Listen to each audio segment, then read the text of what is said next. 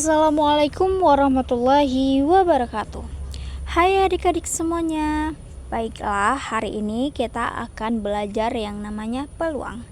Sebelum kita mempelajari peluang, alangkah baiknya kita mengetahui terlebih dahulu apa tujuan pembelajaran kita hari ini.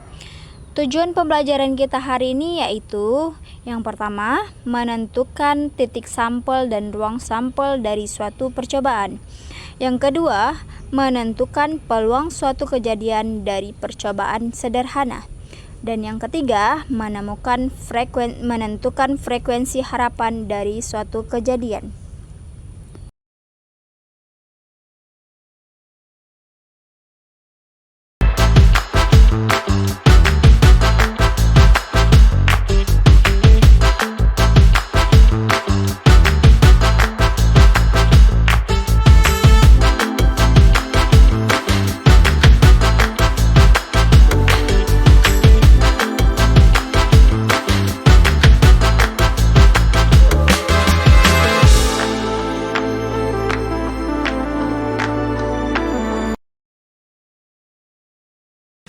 Manfaat mempelajari materi peluang yaitu yang pertama, pengambilan keputusan yang lebih baik.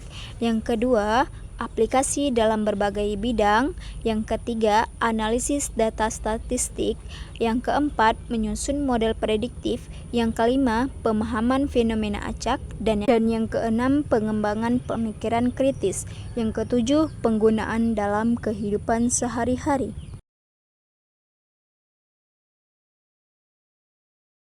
Sebelum memulai pembelajaran, saya ingin bertanya kepada adik-adik sekalian, apakah yang dimaksud dengan peluang kejadian? Yang kedua, bagaimanakah jika sebuah dadu dilempar, berapa saja kemungkinan bilangan yang akan muncul? Ayo teman-teman, ada yang bisa menjawab pertanyaan tersebut?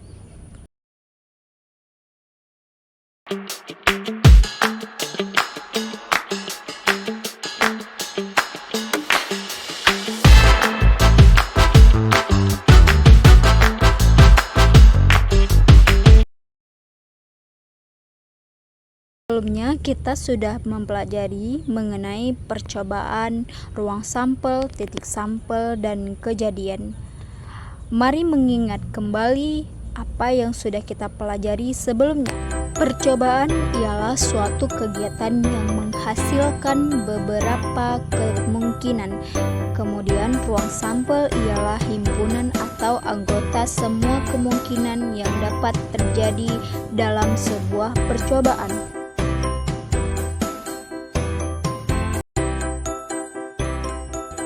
Kemudian titik sampel ialah suatu anggota di ruang sampel. Dan kejadian ialah himpunan bagian dari ruang sampel. Contoh sederhana mengenai ruang sampel dan titik sampel. Contoh yang pertama, pada percobaan melempar satu koin, kemungkinan yang akan muncul ialah penyelesaian, maka kemungkinan yang akan muncul ialah angka atau gambar. Maka ruang sampel yaitu dinotasikan sebagai S, sehingga pada percobaan ini ialah S sama dengan A, G, atau S sama dengan angka dan gambar. Titik sampelnya adalah masing-masing A dan G. Jika E adalah kejadian munculnya, maka dapat kita tulis sebagai E sama dengan A. Contoh yang kedua yaitu percobaan melempar satu dadu, maka kemungkinan yang dapat terjadi adalah penyelesaian. Pada sebuah mata dadu terdapat 6 sisi. Yang pertama, ada sisi 1, ada sisi 2, ada sisi 3, ada sisi 4, ada sisi 5, dan ada sisi 6. Maka ruang sampelnya adalah S sama dengan ada 1, 2, 3, 4, 5, dan 6.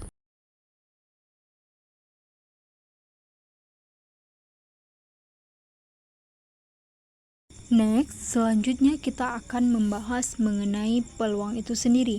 Peluang adalah seberapa mungkin suatu kejadian dapat terjadi. Kita akan mengkaji ulang mengenai peluang empirik dan peluang teoretik.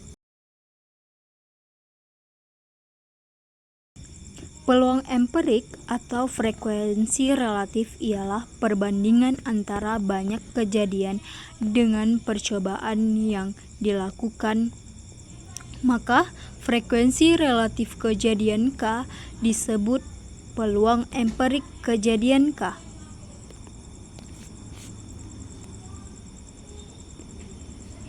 Misalnya, percobaan melempar satu koin sebanyak 1000 kali. Oleh karena itu, untuk menentukan peluang empirik kejadian K sama dengan menentukan frekuensi relatif.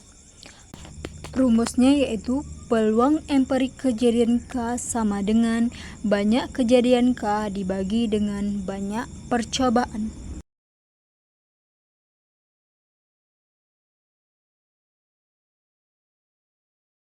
Contoh soal peluang empirik. Yang pertama, pada percobaan melempar satu dadu sebanyak 100 kali, maka dadu angka 2 muncul sebanyak 20 kali. Berapakah peluang empiriknya? Penyelesaian.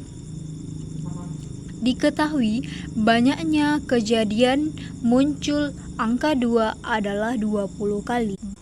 Banyaknya percobaan adalah 100, maka peluang empirik muncul 2 sama dengan 20/100, atau bisa sama-sama dibagi 10, maka menjadi 2/10, atau bisa dikecilkan menjadi angka desimalnya yaitu 0,2, atau bisa diubah menjadi persen, maka menjadi 30%.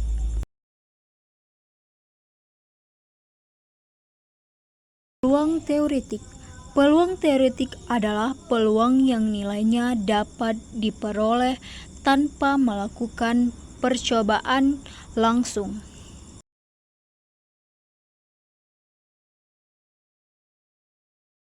Jika PK adalah peluang teoretik kejadian K, NK adalah titik sampel pada kejadian K, dan NS adalah banyaknya seluruh kemungkinan atau titik sampel pada ruang sampel S, maka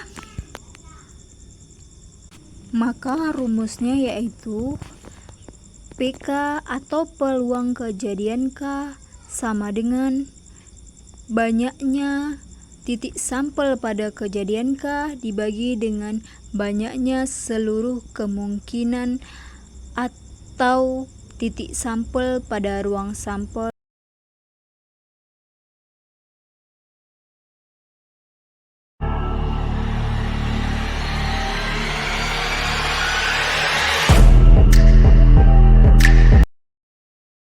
Contoh soal peluang teoretik. Dua buah dadu, hitam dan merah, dilempar bersama-sama. Peluang munculnya dadu pertama bermata 3 adalah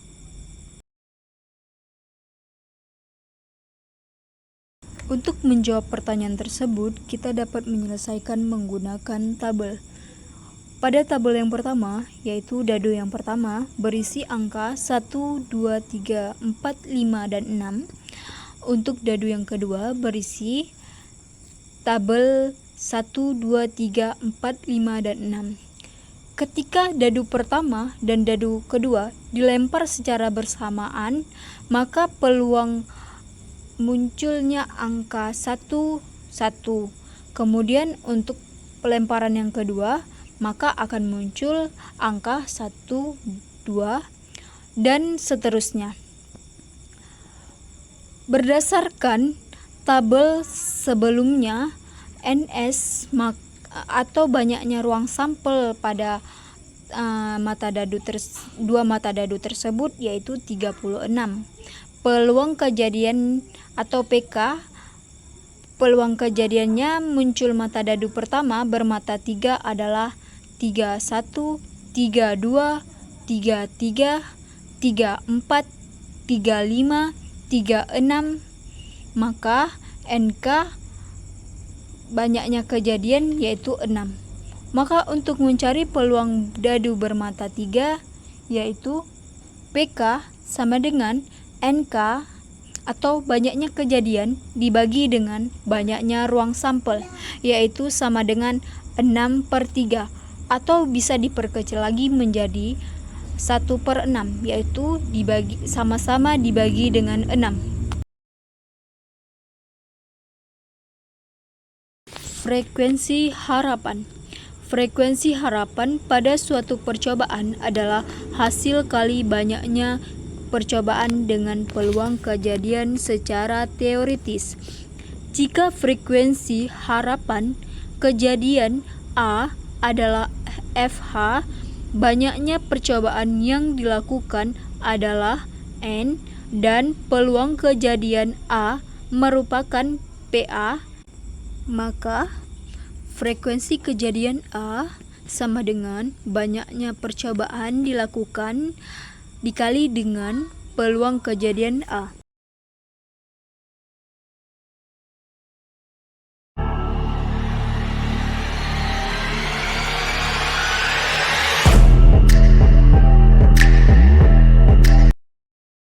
Contoh soal.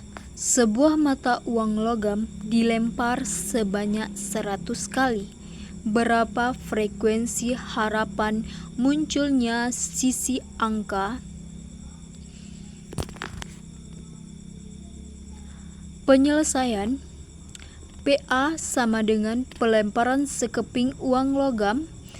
Peluang munculnya sisi angka ialah 1/2 atau 1 sisi angka dibagi dengan 2 sisi uang logam yaitu angka dan gambar, maka menjadi 1/2. NA sama dengan banyaknya percobaan yaitu 100 kali. Yang ditanya yaitu frekuensi harapan. Maka jawabannya yaitu frekuensi harapan kejadian A sama dengan banyaknya percobaan dikali dengan peluang kejadian A. Maka 100 dikali dengan 1/2 yaitu pelemparan dari sekeping uang logam yang muncul sisi angka. Maka 100 dikali dengan 1/2 atau 100 dikali dengan 1 dibagi dengan 2, maka hasilnya 50. Jadi frekuensi harapan munculnya sisi angka adalah 50 kali. Baik, sekian pembelajaran hari ini. Semoga dapat bermanfaat untuk adik-adik. Motivasi untuk hari ini yaitu jangan pernah berhenti belajar karena hidup tak pernah berhenti mengajarkan. Sekolah memang tempat untuk belajar, tapi belajar tidak harus di sekolah. Terima kasih. Wassalamualaikum warahmatullahi wabarakatuh.